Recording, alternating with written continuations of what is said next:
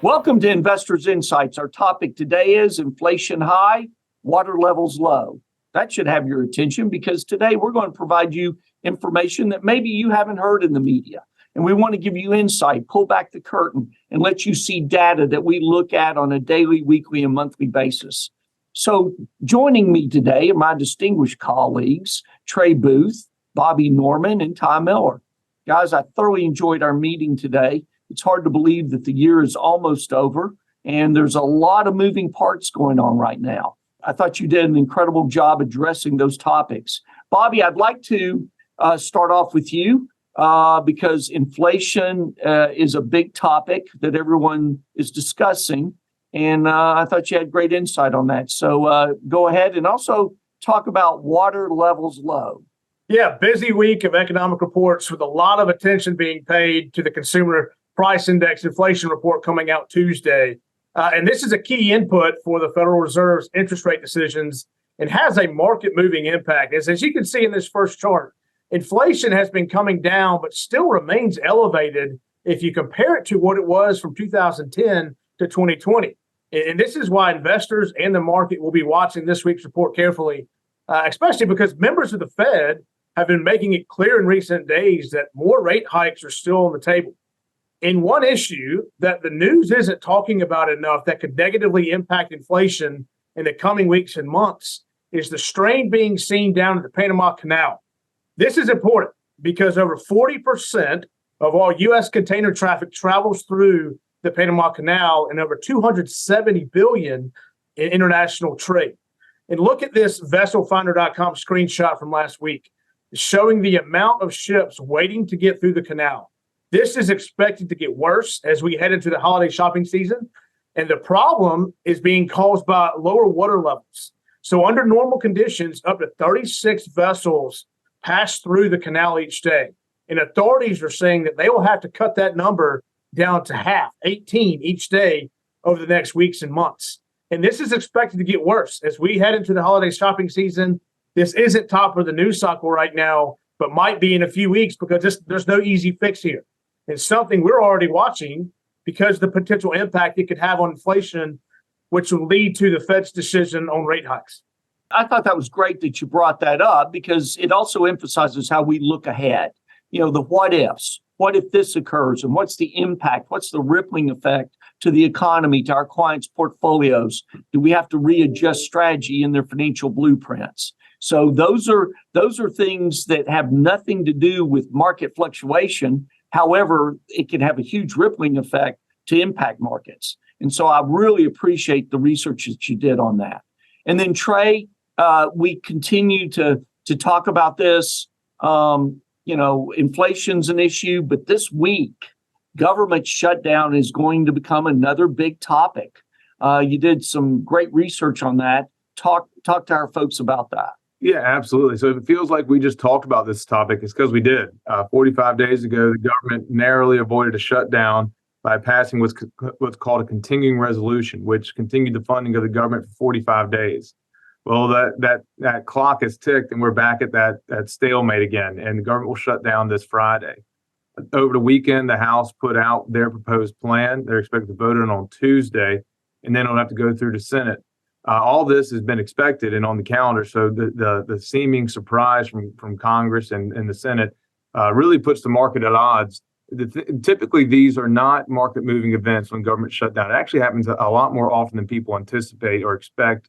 But the reason this seems to be getting more publicity is, one, it's going to tell us how the new House Speaker plans to govern, which will be very important. Two, we have very large potential defense bills that are being held up right now. And this just gets in the way of potential funding for the war in Ukraine and the war in support of the war in Israel. And so there's a lot of bills that are just right on the cusp of being passed that now will be delayed because this will take all the attention. Then we also have to fund the government through the end of the year and the next year. And so there's a lot happening right now built around this potential loggerhead. And it does feel like deja vu, but it also will be very inflationary if we don't get anything passed because, Greg, you brought up it's the holiday season. TSA, right. Those are government employees. Government shuts down. they're going to have to work, but they're not necessarily getting paid. On an economic standpoint, it doesn't really impact overall economics because it reduces activity during the shutdown and then activity doubles up when it reopens. So there's really never been a permanent impact. But in the short term, when we're talking about holiday season, potential inflation, potential shutdown, it's just a really poor timing for this to occur. And so it'll be interesting to see how Congress reacts or is proactive in the last few days. So something we're watching closely because unlike many times in the past, the market is actually watching this closely and moving with the odds of a shutdown. Yeah, and just the impact on government workers. Like we said, you TSA, you're going through the airport, and these are people showing up for work, and they're not getting paid. You know, there's the whole psychological and emotional drain that it can have on the economy in different pockets of people that are impacted by this. So really hope that they get this worked out. They figure out a solution, and we'll also be watching it in relation to the economy and the markets and you know, where we may have some additional log jams just because government employees are not there, the facilities shut down, those kind of things. That's right. So, we talked about water levels low, talked about deja vu here, high inflation. Folks, I need to say this because Ty's got some incredible stuff he's going to talk to you about as well. But just know, we want to keep you informed. That's why we have our social media the way we have it set up on Twitter, LinkedIn, Facebook, the podcast that we're doing, YouTube, all of these things. This information, we want to get to you the way you want to receive it. And so that you can stay informed and ahead of the curve. So when you're at these holiday parties or family get-togethers this holiday season and people are talking, you know what the correct answers are and what the topics are. So Ty, earnings. Gosh, what a topic. Earnings. We like that word earnings here in relation to the stock market.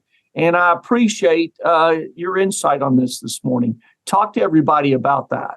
Yeah, thanks, Craig. So third quarter earnings are getting ready to wrap up here. Earnings we had a strong quarter, 5.7% earnings growth. This is as of November 3rd, 5.7% earnings growth, beating the estimate of 1.6%. So a huge beat there, beat on sales growth as well.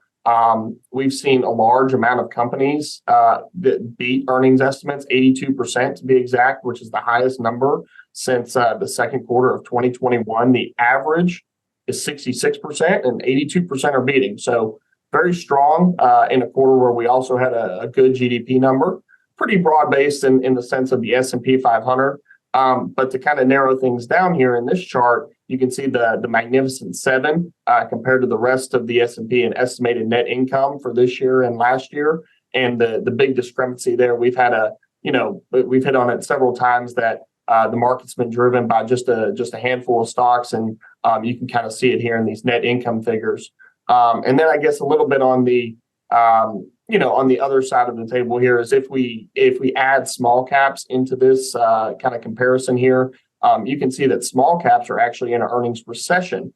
They have been down for 3 consecutive quarters now and expected to be down another quarter. And so this is something that is making the market a little more difficult to digest and make sure that while earnings are filtering through and earnings look great on the headline numbers, it's important to kind of dig down and just and really see where that growth is coming from.